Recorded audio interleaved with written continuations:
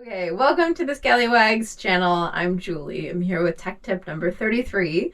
Today we're going to be testing a propane system on a sailboat. This is something that as a boat owner you should do about once a year, and after we cover that we'll look at some more advanced testing for marine technicians. Welcome to the Skallywags, located in the beautiful Pacific Northwest, where Skagit Valley College has been training technicians since 1968.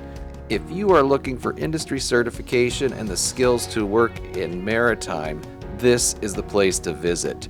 Our staff will share so much knowledge and experience, you will not be disappointed. The workforce demand is very high and all of our graduates are working around the world. If this sounds interesting to you, schedule a tour and come check us out. Okay, so the first test that you should be doing on your propane system as a boat owner is making sure that it's still got integrity. You can do this once a year. Annually is perfect. So we've turned on our propane tank. We've got our electric valve open. We've gone down into the galley, fired up the stove to make sure that it works, and we've got propane in the lines. Came back over here. I've turned off the tank. I'm leaving the valve open. And I've got a piece of blue tape that I've marked the pressure gauge with here, right where the pressure is sitting at this moment. So we can take a walk for a little while. ABYC says leave it for 3 minutes and it shouldn't change. It's really nice out today, so we might go take a little bit longer of a walk, come back and see where we're at. Okay, so we're back. Just made it back from a lovely stroll, looking at where my tape is relative to my pressure gauge, and it hasn't moved a bit. So we've got total full integrity of our system here, and we're good to go for another year. Super simple.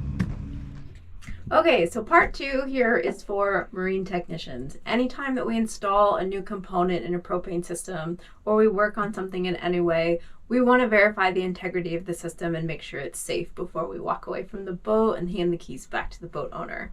So normal pressure for a propane system is about 0.5 psi.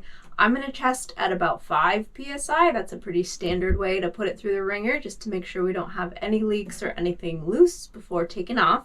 So a handy tool that everyone can make is I have a air pump here along with a valve and a pressure gauge attached to it. So I will pump this guy up on my system to about 5 psi. I'll mark it with a piece of blue tape, just like we did earlier for boat owners. It's gorgeous outside, so I'll take a walk around for at least another 3 minutes, which should be pretty easy to do today. Come back and make sure we're still in the same place. If it's not, if my pressure is dropped, I'll want to run around and check all my fittings and anything I've messed with, make sure it's all tightened down well enough.